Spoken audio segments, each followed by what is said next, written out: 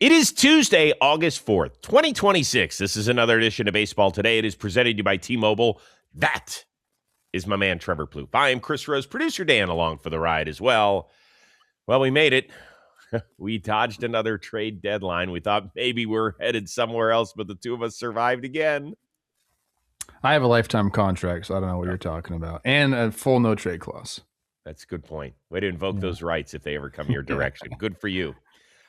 So a lot of people changing teams. We'll break it all down, but we do start with a tip of the cap. I thought this was a wonderful moment.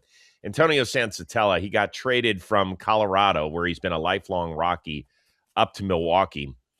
And before he left, he wanted to get a picture with the grounds crew.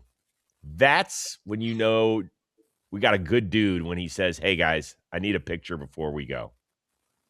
I agree. And it means you've been there a long time. And, you know, the grounds crew is such a major part of, you know, the organization. You get to know those guys. They're there every single day. They work harder than almost anybody in the building. So I respect that. That's cool.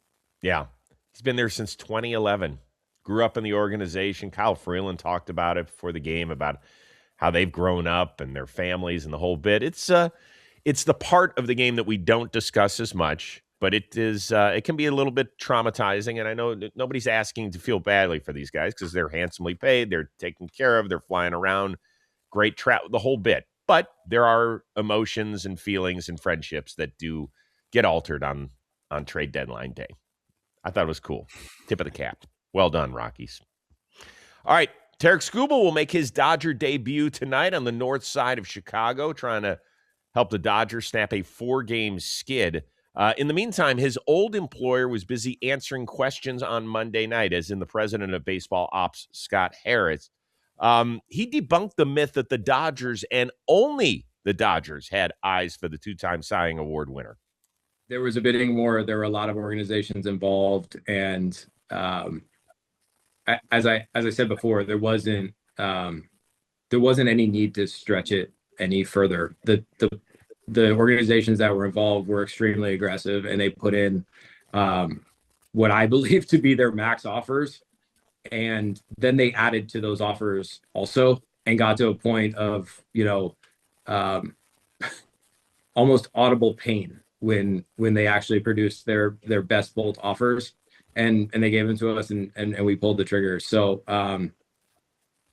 respectfully, the notion that, we should have waited 24 or 48 hours later and extracted more value, like, that's garbage. Like, that's not how these negotiations work.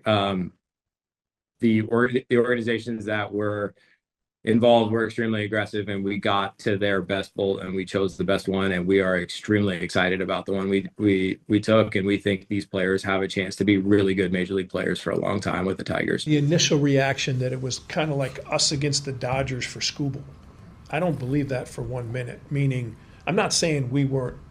I know we went after trying to get that player. I don't know exactly the details of it all, but I know this: it isn't as simple as that's a better package. It's not as simple as that. There's a lot more layers to it. I don't understand it fully, but I think this is, a bigger situation rather than, well, that was a better package. And to say that the Brewers didn't try is simply incorrect. Okay, so obviously the back half of that was Pat Murphy, who's the Brewers manager. Let's start with Scott Harris, because you were raising your eyebrows several times when he was talking. Why?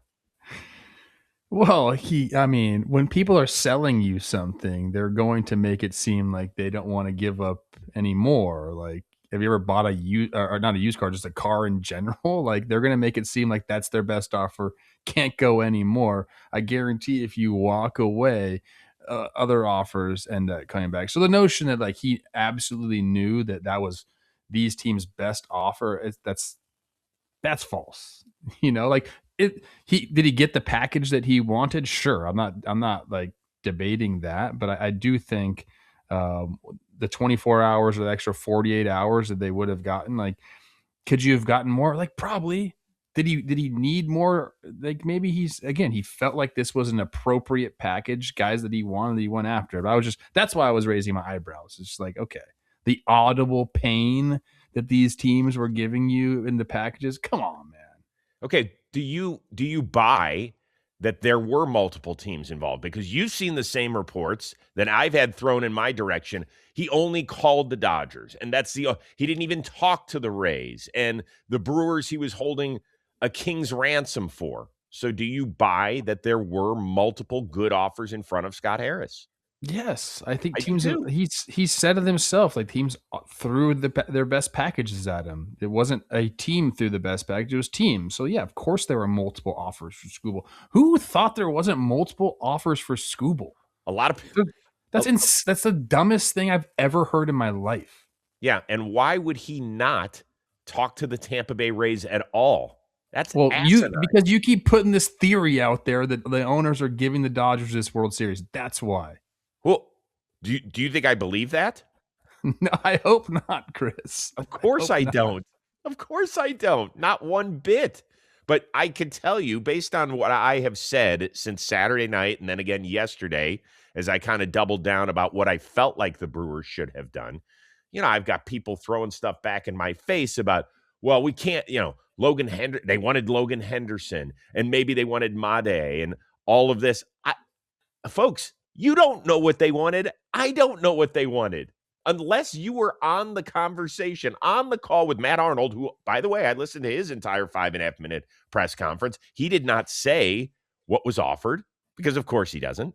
I listened to the 38-minute press conference of Scott Harris. I thought he was actually very upfront and honest. To me, I enjoyed the entire conversation. He was as honest as he could have been without getting into the inner workings of who was on the table and who wasn't. So congratulations if you're the fan and you found out and you were tapped in on their texts and their phone conversations. Good for you.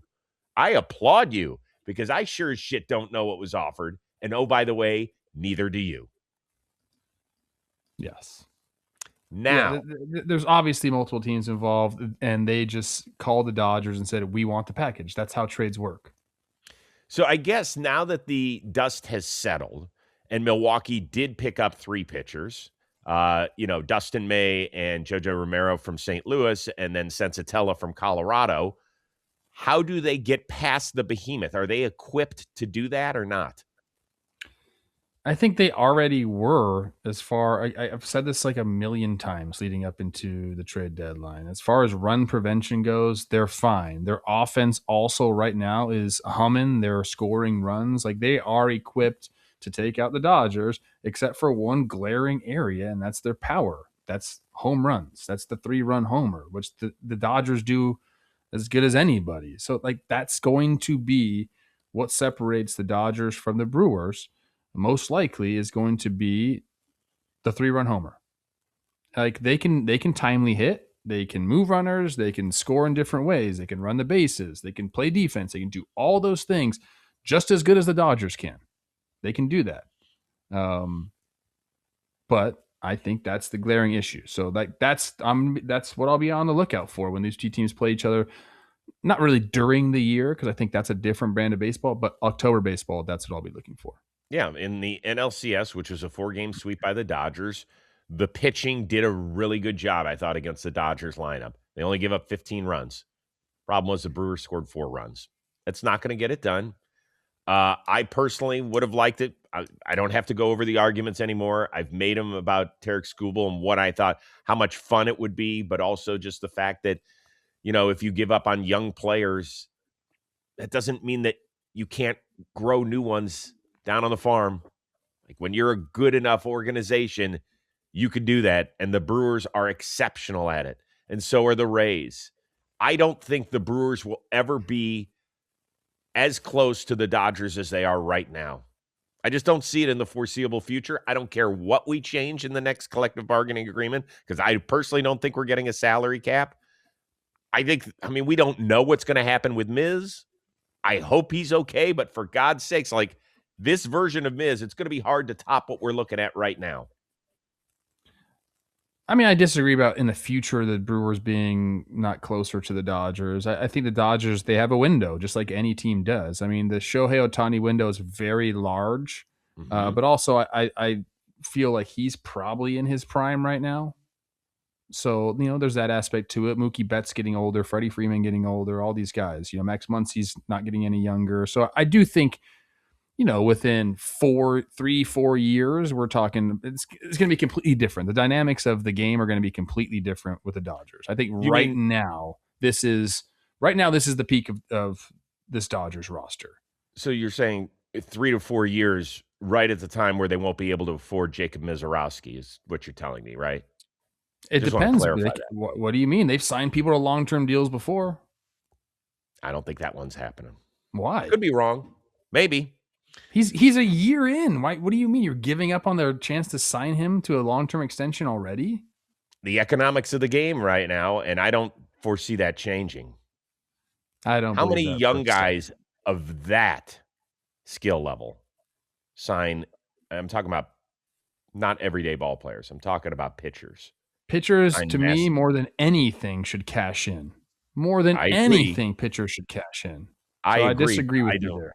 I think when you're talking about elite talent, I mean, Spencer Strider. He's 4.5 years from reaching free agency. Look. So I disagree with you. If he were my kid, I would advise him the same way. But I don't know if who knows if that sort of talk has even come up. Maybe.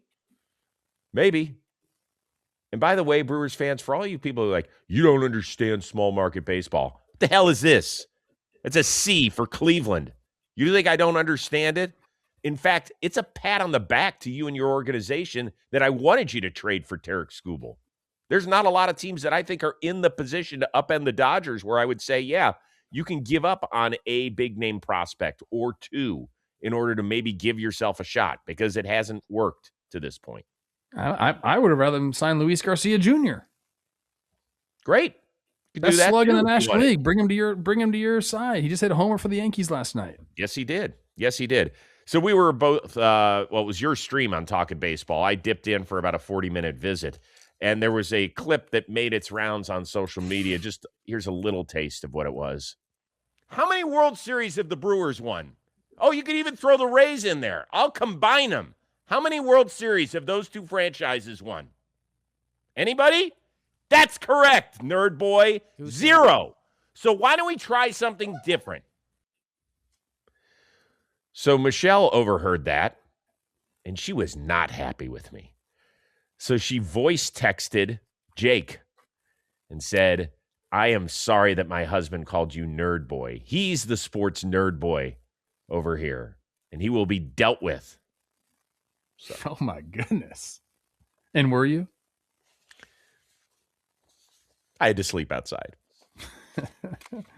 Nerd's not that. I mean, look, I feel like depending on how you say it, it could be a badge of honor. Yeah. That was degrading a little bit. Yeah. Jake did text back and said that's his favorite text he's ever received. So there you go. Okay. I want to bring up one other thing about the National League Central because it felt like virtually everybody was busy either giving or taking. Do we like better what the Cubs or the Pirates did?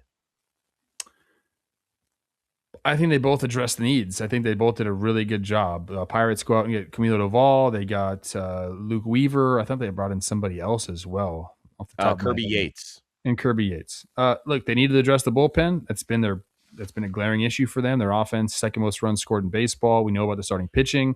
So I like what they did. And the Cubs desperately needed starting pitching, and they went out and got it. So I think both of them did a really good job. Clay Holmes, I think, is going to be the perfect fit. Perfect. For the Cubs and that defense, that infield defense. So I think I don't know who did better. Again, I think they both needed whatever they needed. The Cubs were starting pitching and the Pirates with bullpen help. They both desperately needed that, and they both addressed it. So I think they're kind of on par there. Yeah, I'll go with the Cubs because I think that they're kind of locked into the position that they're going to end up in. I think they will be the top wild card, and I just like them giving Craig Counsell the options to go a lot of different ways in the postseason.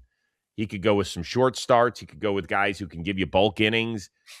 I think Holmes is the ultimate chess piece. I would use him as a starter, no question. He was off to an outstanding tenure with the Mets before he freaking took a baseball right off the shin. And I think he's going to be fantastic there. Plus, they do have Edwin Cabrera. He's coming back in a couple of weeks. He's right around the corner, so they're going to fortify themselves even more. And whatever guys don't pitch in the rotation will just seep back into the bullpen, which we all know, people think that like that's a demotion these days or whatever. And I know that the money is in the starting pitching, but still, that is critical stuff. We're talking about critical innings for your team, particularly when we get to October. Every inning is important. So I love what they did. I really did. And also picking up Tyrone Taylor as an extra outfield option. I think that could be, the ultimate defense for them is, the guys they have in the infield. We all know about them. And then Ian Happ, Pete Armstrong, and Tyrone Taylor. Like maybe, Suzuki comes out of the game for defensive replacement late in the game. Although I don't think he's like that bad, but Tyrone Taylor. I don't think he is either. I think Tyrone Taylor goes and gets it though. Ever since Taylor came off the injured list in late June, 7 homers and just 48 at bats. Yeah, he's had a good run. 1.3 OPS. It's pretty good for him. Pretty good. All right, let us know what you're thinking once and for all now about what Milwaukee did, Chicago, Pittsburgh. For NL Central fans, you could talk about what the Cardinals did as well, and the Reds, who got in just before the trade deadline. We were like, they haven't made a move. Then they made a couple of little moves. So you can let us know about all that stuff. Perfectly fine with where we are. All right, time right now for our Blast of the Week. It's presented by Mountain Dew Baja Blast. We take a look at the 420-foot-plus home runs from this past week. So let's do it. Starting off with Teo. Holy smokes, out of Wrigley at 442. When he gets him and he has that full follow through, that's one of the better swings in baseball. Yeah, that way it's tea time, as he likes to say. Salute. Mickey Moniak just got a 2-year extension. Congratulations to him. I thought he was going to get traded. He did not. 447 feet. I didn't know he got the extension. I missed that. What did he get? 2 years, 16 mil. All right, Mick. They're like having babies and stuff. Like, good for him. Ah, that's nice. Yeah. So you know his sex schedule, but not his payroll. Got it. Ahmed Rosario, 449 as we head back to Wrigley. That's a weird way you just put that right there. I mean, he posted on his Instagram they're having a baby. That was a week ago. Okay. Go Ahmed Rosario, go. Go Yankees. What a deadline they had. Yeah. Good swing by him. This is the one. Together plenty of great swings. Junior Caminero is in this at least every other week, 453. Oh, my God, dude. He might have the prettiest right-handed swing in baseball right now. That is just mashed. Look at this thing. Look at that. That is putting every ounce of energy into the barrel, into the ball. Nice. And finally, a guy who's on the move. This is one of his last, if not his last homer as a Washington National, Luis Garcia, 453 in Atlanta. That looks farther than 453. Was that over the chop house? Gosh almighty. Holy shnikey. Hey, you hang him, we bang him. Well, that's why he led the National League in slugging right there, and then the Yankees fans got to see it on display. Yeah, they're not happy, though. They're not happy. They hate it. Well, we'll get to that in just a second. Remember, for this MLB season, keep a close eye on the 420-foot-plus home runs. That unlocks your free Baja Blast. All right, now we're off to Garcia's new home, the American League East, where thanks to Boston's resurgence, it has become a 3-team race. Rays, Yanks, Sox, they were all busy on Monday before the deadline. On the field, Boston actually had the day off. Rays were a winner out in Colorado. Yankees, they were down 6 runs at one point. They came back thanks to Garcia. They took a lead, but then they got Burleson. Not tonight. A 3-home run game for Alec Burleson, the first of his career. And just like that, the deficit is back to 6 for the Yanks. How's that? Boy, it was funny because his name kind of snuck into trade talk late. And I was like, why in the world would St. Louis give him up? I think he is massively underrated. Yeah, Dalton Feely was talking about him yesterday on our stream. He was really hoping the D-backs were going to go after him. But I agree with you. I mean, he's one of those guys that seems like should be a stalwart in that lineup. Yeah, he's really, really good. As for the Yankees, they made a little news after the game. George Lombard, their top prospect, is going to come up, and he is going to be their starting shortstop moving forward. Volpe sent down. Dominguez sent down as well. Does Lombard's arrival do anything for you? Because the Yankees, we had heard maybe they were interested in the shortstop market and didn't end up picking one. Yeah, I mean, does it do something for me? Do I know how he's going to perform at the big league level? I do not. I do know that a change has been needed for quite some time. And, Volpe, he's a guy that will, accrue some value over a season. But, he had a longer leash than maybe I've ever seen at the big league level. And I think it was time to at least explore different options within the organization. You didn't lose Volpe. If Lombard comes up isn't who you think he is, like he's still there. This probably should have happened. Not this specific move, but like Volpe going down to 3A and kind of figuring some things out probably should have happened a while ago. But yeah, I think anytime, I don't know why this is the way it is, but anytime the Yankees call up somebody, and it's especially at that shortstop position, it seems like it's significant. So I'm excited to watch him. We've been hearing about his name for quite some time, and I guess any organization, the shortstop position, you bring someone up from within to be that guy, it's a big deal. So I'm excited to see. Yeah, particularly shortstop for the Yankees. But I will caution everybody.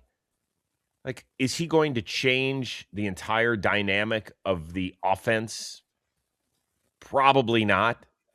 I want to read you a quote from Aaron Boone, though. I thought this was really interesting. Said, even some veteran players, it's like, wow, it's the energy and the intensity and the effort, the little things that get your attention. You get excited about it. It's a great quote. I mean, it's right. It's a good quote. Here's the thing. That was about Anthony Volpe in 2023.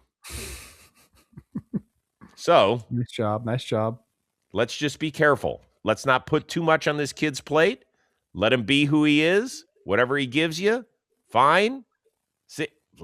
Just remember what y'all said about Anthony Volpe, who was the number 3 prospect in baseball at one time.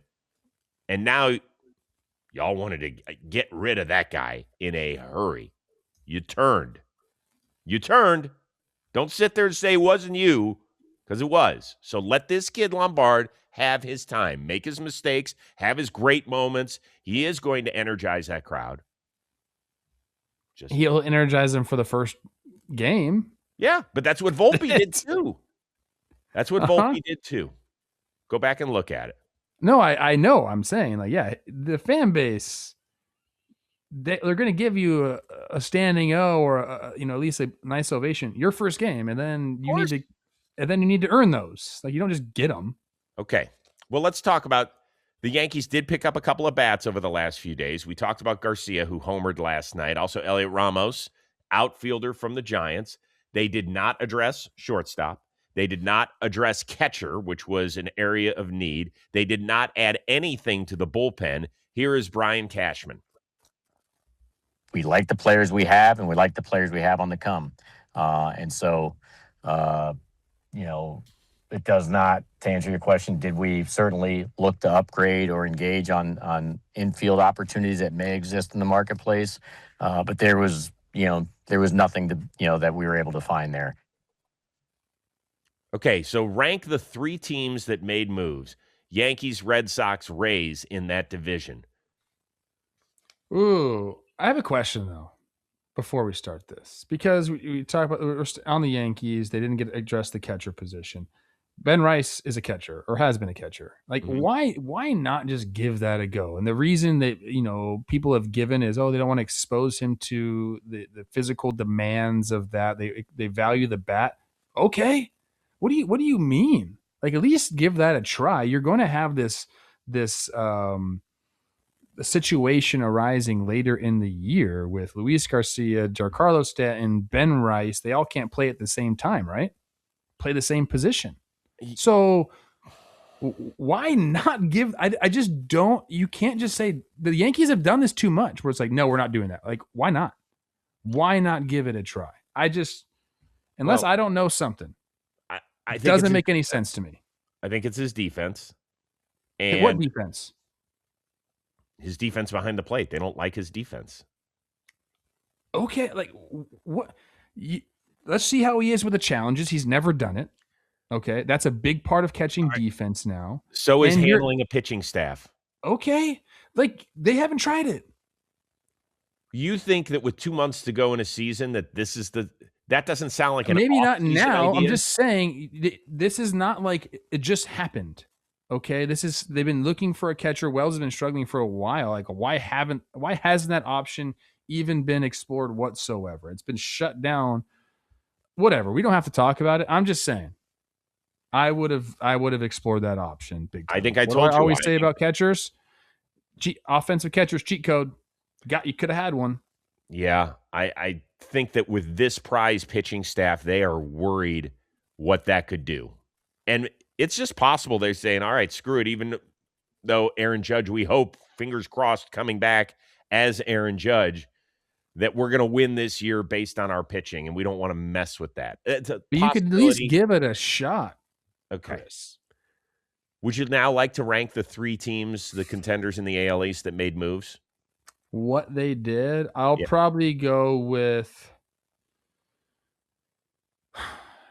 Tampa brings in Freddie Peralta. They bring in a catcher, so they address 2 areas of need. I'll probably go with them 1, Boston 2, Yankees 3. I like getting Adley for multiple years for Boston. They needed a catcher, so they addressed that. I don't think they really did need anything else. If you're looking at the Red Sox, I do think they had quite a complete roster. That was one of the holes, so they filled that. The Rays, you'd say, oh, well, they have plenty of starting pitching. It's like, well, McClanahan's on the IL. They needed another starter, and I think they're buying low on Freddie. I like that. I feel like they're a team that could fix some things going on with him. So, yeah, I would go Tampa, Boston, Yankees. That's the way I've got it. We've talked about that the lineup in Tampa was top heavy, and they needed to extend it, and Hicks does that. He has had a wonderful year, and good for him. A guy that was a Rule 5 dude, that means your team did not want you at all, like beat it, and he's turned into an excellent offensive catcher. His walk rate is high. His strikeout rate is extremely low. He has enough pop. So he's a wonderful pickup for them. I think the one that everybody slept on, we talked about Freddie Peralta on this show the other day, was Tyler Wells, the reliever out of Baltimore. I think that the Rays have cornered the market on getting former Baltimore relievers that are monsters, right? Brian Baker is 6'6". Wells is like 6'8". They turned Baker into an all-star closer, and Wells has been awesome. The last couple of years, an ERA plus of 140 and now 157. So they identify the tallest guy in Baltimore's bullpen, and they say, we could do something with that, and they have. Love that. I also think the Yankees did fine. Now, they missed some areas of need. I like the guys I guess a better way to phrase it is I like the guys they brought in. You should tell our boss that. Yeah, again, Yankee fans are so spoiled. Like, think about the things that you and I expect and are like happy with when our organization does it. I'm so happy with our deadline. And we went out and got Jeff Hoffman, a guy that was in our spring training 2 years ago that we let go. Whatever. I agree with him that there were areas of need that didn't get addressed, but you did address the shortstop position because you brought up George Lombard Jr. You didn't address the catching situation, which, tough. I gave you a solution already. No big deal. But the guys you brought in, Luis Garcia Jr., immediate impact. Again, I think there is going to be a situation where he's not going to be able to play certain days because you're going to have Ben Rice, him, and Giancarlo Stanton all kind of mixing in. But also Elliot Ramos, years of control with him. And I think he's going to end up being a really, really nice piece for them. So I think that all 3 teams did a fine job. I think so too. But yeah, that's my ranking: Tampa, Boston, New York. And I think the Boston Adley trade is fascinating because those 2 teams will see one another 13 times a year. I can't tell you about the package that Boston gave up other than what I read yesterday, which is a top 50 prospect in a pitcher, another really good arm. Like, what they gave up sounded significant, and I think that's what's going to make this trade really, really fun to watch. Yes, we'll see how it pans out. We got to give it a year, 2 years. Oh, Also, more- Eric Miller coming over. He's got like 4 years of control as Right. well. I think that's a big thing for Boston. Another kind of weapon for their bullpen. What'd you think of them giving up Meyer? It was interesting. He's still so young, has so many years of control, but to get a player that you want, you've got to give up some, a player with some worth. And yeah, that's one I'm going to want to revisit in a year or two. I look at Meyer and I say, hey, this guy could be a really good player. I still do. It goes back to my whole diatribe on the Brewers situation. 2020, I have made this point on the stream. 2025 Boston Red Sox top 3 prospects. Yep.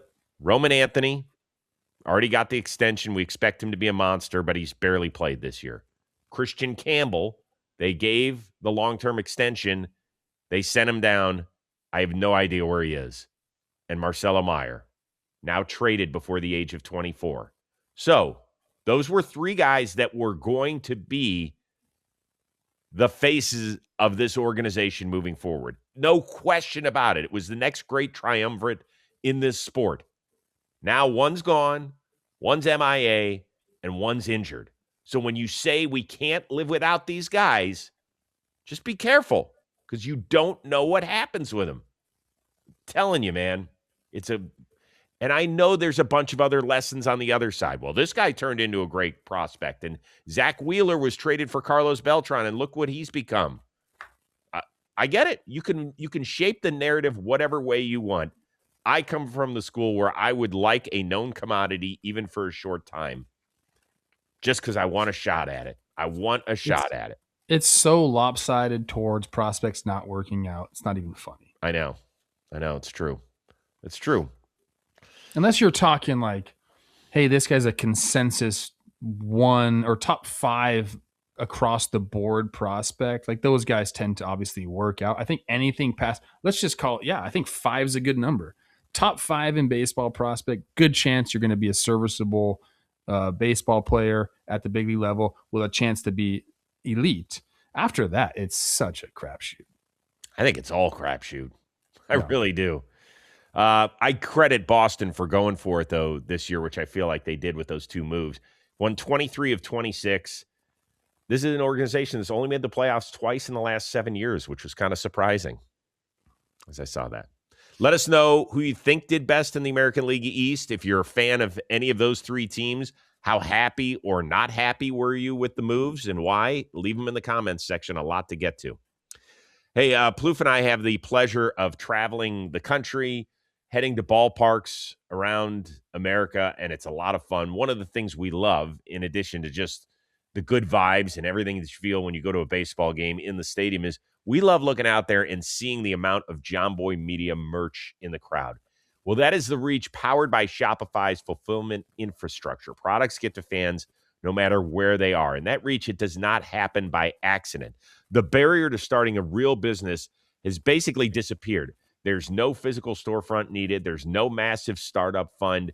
You can build something from anywhere. And once you do, Shopify makes sure that the people who will find your product actually buy it as well. What a great idea. Now, Shop Pay, it's one-click checkout where fewer abandoned carts, more completed orders, low barriers to get started, conversion built right into the platform. That's what makes this thing work, people.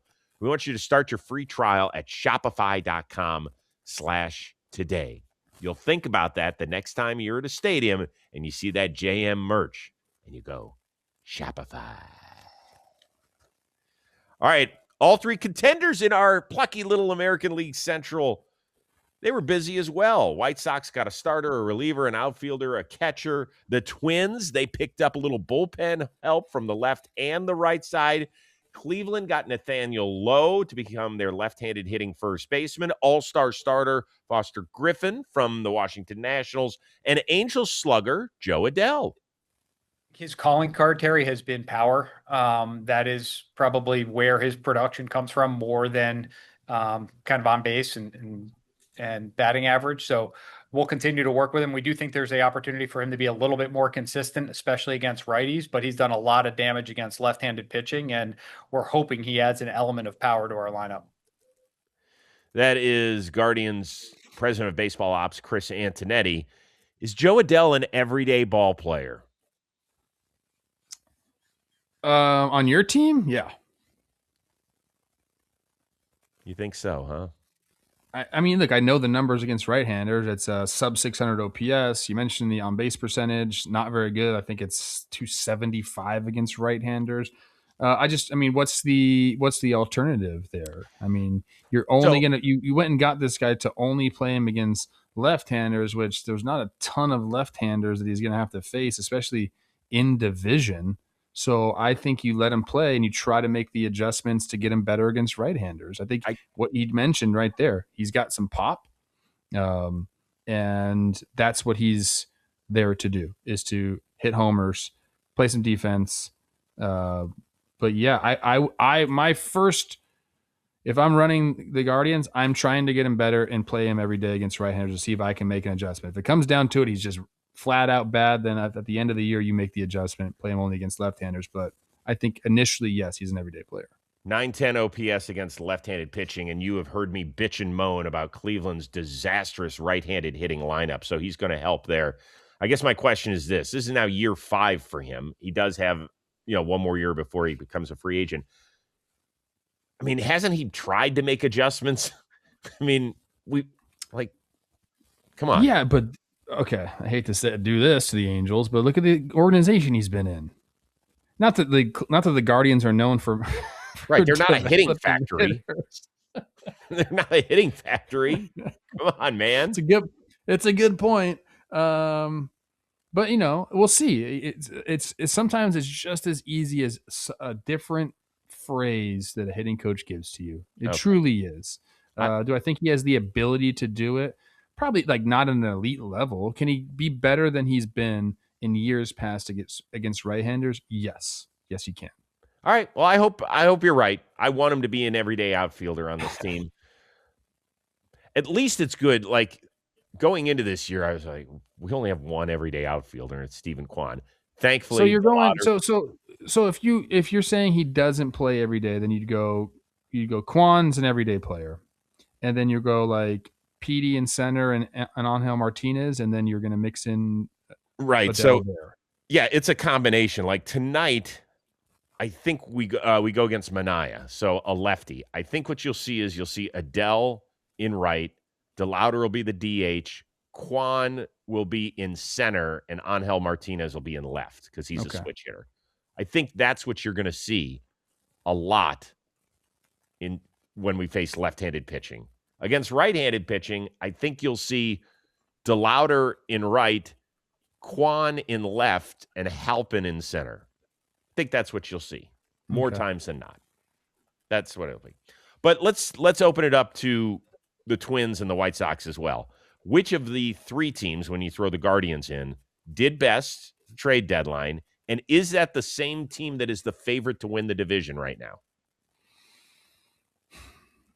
Which team did best? Now, none of these teams made crazy moves. No, but they all made multiple moves. There's no eye-popping moves here. The White Sox bringing in Castillo for veteran innings, I think, was a smart move. Is that totally move the needle and improve their chances towards the AL Central? Yeah, a little bit, but it's not like a game-changing move. Unless he finds his form again and is like a guy because he gets a little added energy from being traded. Maybe there's that. Twins definitely needed the bullpen up. Jeff Hoffman's been a lot better than I think people realize. A lot better. He's been striking people out at an alarming rate, which is kind of his calling card anyway. And his numbers since June have been fantastic. So, I mean, the Twins had a very glaring issue. Although their bullpen in July also was outstanding, one of the top bullpens of baseball, which is kind of shocking for people to hear. So again, I just don't think any of these teams made massive game-changing moves. If I had to pick one of those, I don't really know. Come on! They're all the same, Chris. Okay, I'll say by sheer number of. I mean, I'll go Twins. I think the Twins had the most glaring issue, and they improved that. They got a back end of the bullpen, back end of the rotation starter in Dean Kremer. They needed that because Connor Prelip is a guy who is already reached his inning limits. I don't know what they're going to do with him. So they needed those innings. And they went out and AJ Minter and Jeff Hoffman, two guys with like proven track records in playoff experience. So I like them. I do think if I'm still ranking who's going to win the AL Central, I still have the White Sox. Although any of these teams could win it. You know that's the right answer, Chris. You watch these teams play, you know that's the right answer. I do. I think the White Sox are the favorite heading into the final 7 weeks or whatever we've got left. I actually think that my Guardians did the best. I thought picking up Foster Griffin, that came out of nowhere. Yeah, I keep forgetting you guys picked up Foster Griffin and Nate Lowe we didn't even talk about yet. So right, and Nate Lowe. So for people that didn't see what happened, Manzardo and Fry got sent down, and so Lowe is going to end up being the split platoon guy with Rhys Hoskins at first base, and that's the way it is. And David Fry no longer will get right-handed at bats in Cleveland, which is the way it should be. So I think Cleveland did the best. I think Chicago is the front runner. And by the way, I am not counting out the Tigers. I am not counting out the Tigers from making the playoffs just yet. Not doing I agree with you on the Guardians. I forgot that they got Foster Griffin. Yeah. That was a fascinating pickup. It is a fascinating pickup. It is a rental. Right. But he's making no money, and you add to an already really nice pitching staff for you guys. And yeah, I like that. But I agree. I think the White Sox are still the favorite, but a slight favorite at best. Okay. Everybody can let us know about where they sit. Which other buyer had the most intriguing trade deadline? I think it's the Seattle Mariners. I like that they went out and got some outfield help. Taylor Ward, I think, fits that team perfectly. I just saw this team play, and I came away saying I think this might be the best team in the AL, which is crazy to say. Their record does not indicate. I'm telling you, Chris. I'm telling you. Mark this for the end of the season. Whoever running the social team, and Seattle fans are probably going to hate me for saying this because they hate everything I say. I would say post deadline record. I think the Mariners might have the best post deadline record out of any team in the American League. That would be my guess, because I'll tell you why. They have an excellent starting pitching staff. We know that they've pitched more innings than anybody else in the game. They have two prospects who, if anything happens, they can bring up who, are supposed to be. These are like top guys. So like, we don't know, but there's depth there for them. The lineup has been the biggest question mark. We know that. But Cal Raleigh, a couple homers against the Twins. Josh Naylor's been heating up a little bit. Julio typically gets really hot. He's been dealing with that concussion thing. But you could bank on him getting hot now August into September. The rest of the lineup has actually been doing a fine job. Canzone has stepped up. Cole Young is a freaking absolute stud. I really like that. Victor Robles at the bottom of the lineup, to me, wasn't out. And now you bring in Taylor Ward to lengthen the lineup. So it truly is, can Cal Raleigh regain his form? Can Josh Naylor keep going? And can Julio be the guy who he always is in the second half? If that happens, they're a complete team. Brendan Donovan is being activated today. So you've been waiting for that. So I think it's them, Chris. It might sound crazy because they're still 4 games under 500, I think. What are they? I'm looking it up right now. Sorry, I should have had this. They are 3 games under 500, 2 games back of the wild card, 2.5 games back of the division. I think they're going to have the best second half post-trade deadline record of any team in the American League. Yeah, Donovan, you know me. I say it like once a month. He has been out since the middle of May with that groin injury, and he is a difference maker. They're going to put him back at third base.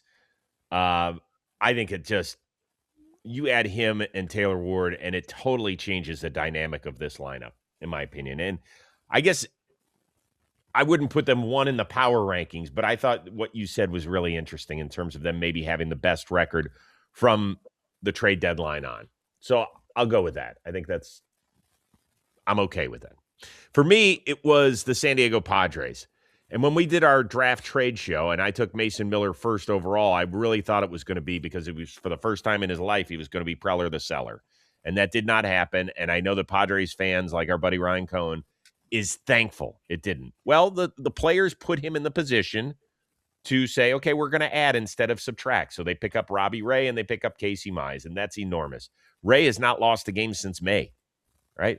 Last time he lost a game, I think Brendan Donovan was active, or at least close to that. And Casey Mize has turned into a really dependable, top-ish of the rotation type player. That's the sort of guy that the Tigers thought they were going to get when they picked him first overall in 2018. Both purely rentals. Pivetta and Musgrove, as we mentioned on yesterday's show, have started to throw. So anything they get. Now, this is incumbent on the offense to start turning it around, and it has. It has started to do it. So it is on the veterans. It is on their handsomely paid veterans at that. Tatis, who's been playing well, Machado, Jackson Merrill, Xander Bogaerts, Jake Cronenworth. We pay a lot of money to those guys, San Diego Padres do. There's no help coming for the offense. Help is on the way for the pitching. That's what they needed. It's up to the offense to kind of turn around. By the way, Mize, his trade means that only one of the top 10 players selected in the 2018 draft is with the team that he was originally drafted by. Alec Boehm.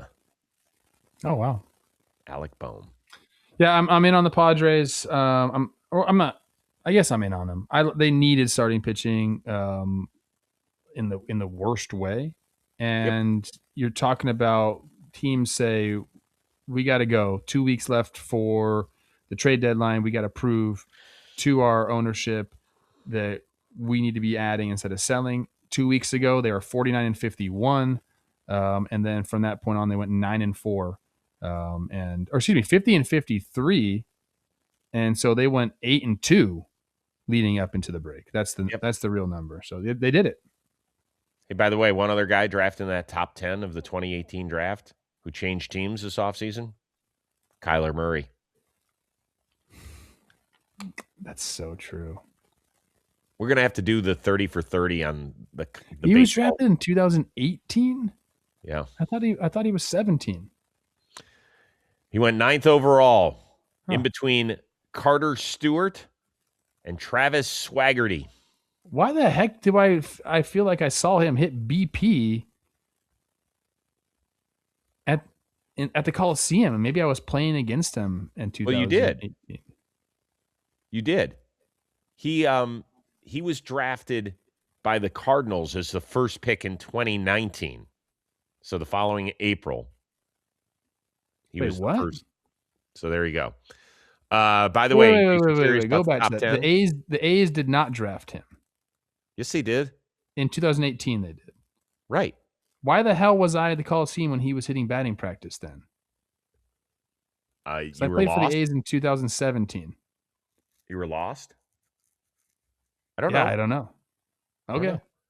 Rest of your top 10, Casey Mize, Joey Bart, Boehm, Nick Madrigal, Jonathan India, Jared Kelenic, Ryan Weathers, Carter Stewart, Kyler Murray, Travis Swaggerty. Do you remember when Madrigal got his first hit and he was like, on my way to 3,000? It's a hard sport, brother.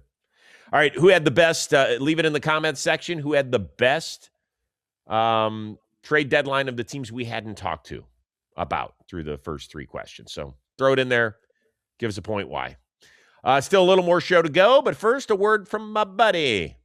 This episode is brought to you by Fanatics Markets, where fans trade on sports. It's simple. You just pick a game and choose an outcome like which team will win, which player will hit a home run, and more. It's time to get involved in the action. Then buy contracts based on what you think will happen. Yes, if you think it will. No, if you don't. You can buy as many as you want, sell if the price moves in your favor, or let them settle when the event ends. And Fanatics Markets just got even more rewarding with Fan Cash. Now you can earn up to 10% fan cash on your trades, win or lose. You can use it across the Fanatics ecosystem for things like trade credit, the authentic apparel, collectibles, tickets, and more.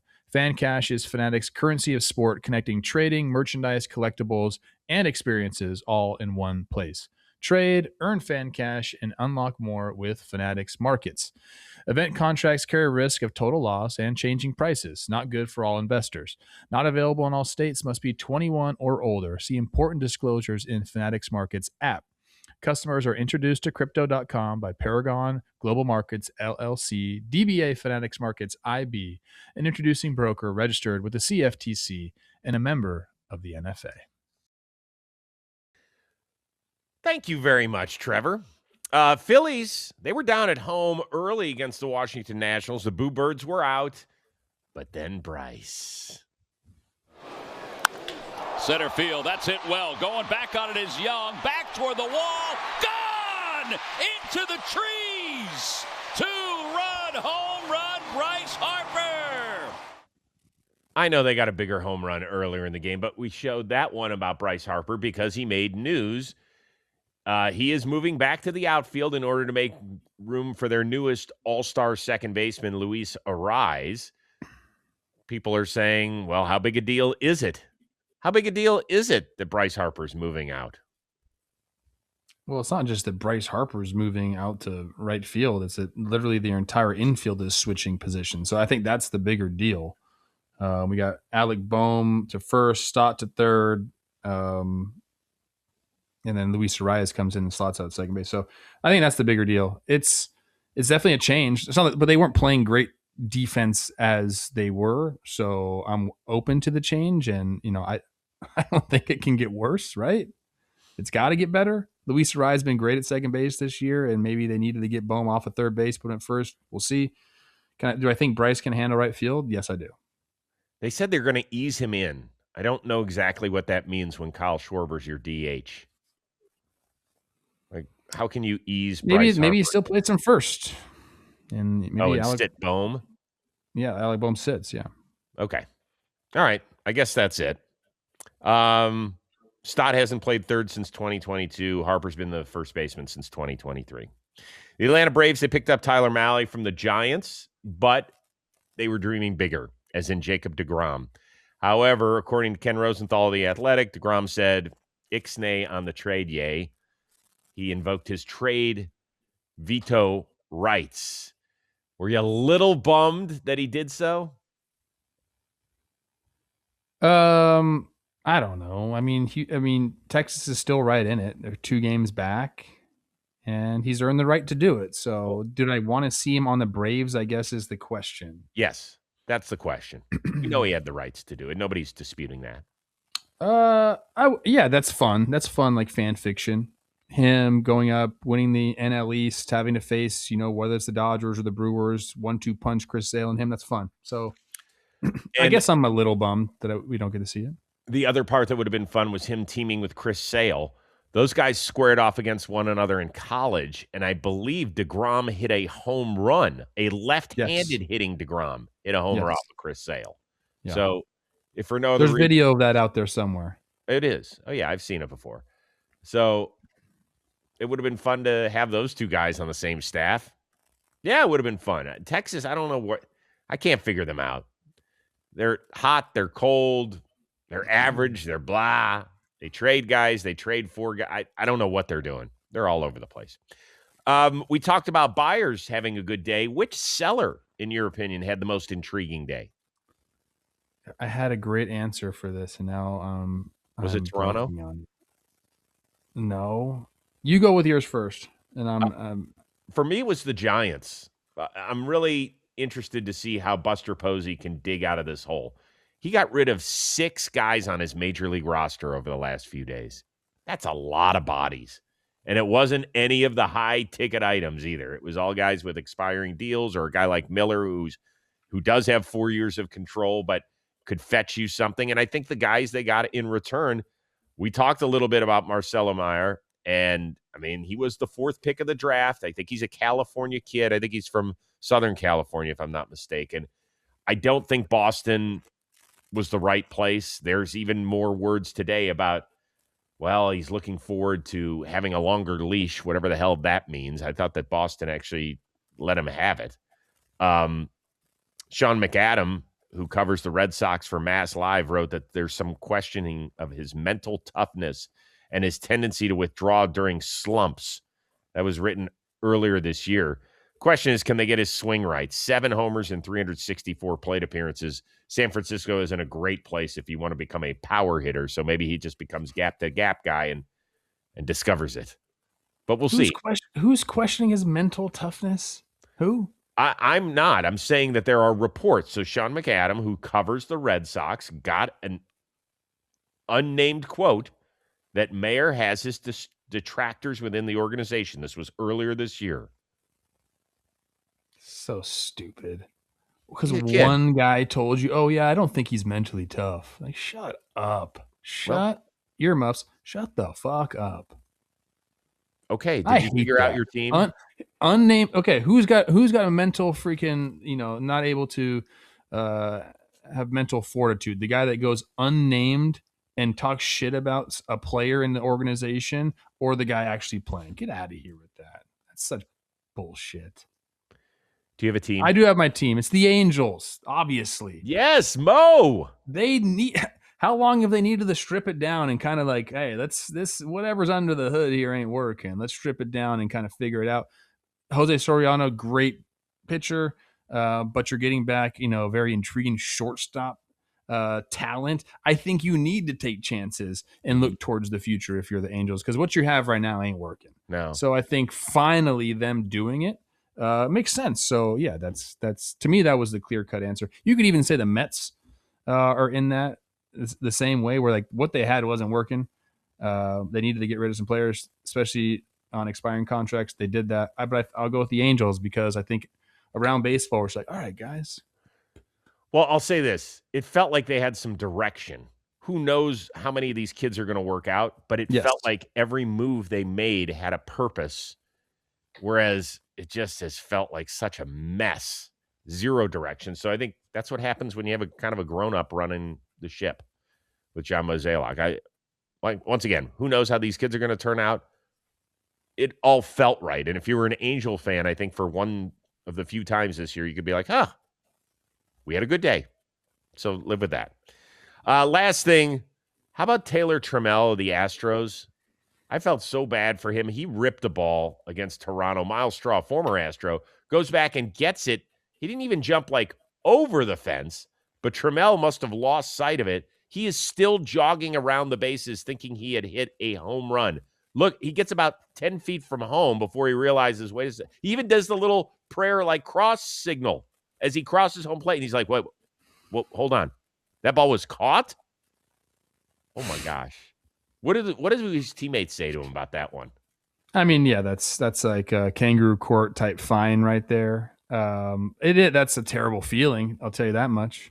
I had the opposite against your Cleveland Guardians, where I thought Michael Brantley caught the ball in center field and ended up being a homer. So I stopped and was headed back to the dugout until they were like, actually, it's a homer. So that was nice. Wait a second. Did you run out of the baseline? No, I just turned around. There's no running out of the baseline.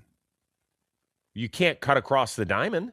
There's no running out of the baseline. You have to establish a baseline. Haven't you learned that this year? And all yes, but you cannot cut across the diamond and then go can't backward. go across. I didn't. I rounded first base. I thought he caught it. I started turning around towards the dugout, which is at the first base side. And then they were like, hey, go. So that was fun. Opposite of what just happened. Maybe we'll find that for a show later this week. It's out there. It was against Kluber, 3-0 pitch. Oh, that way. Way to jump on him. Hell yeah. Guy was no good anyway. Kidding. Who, me? All right.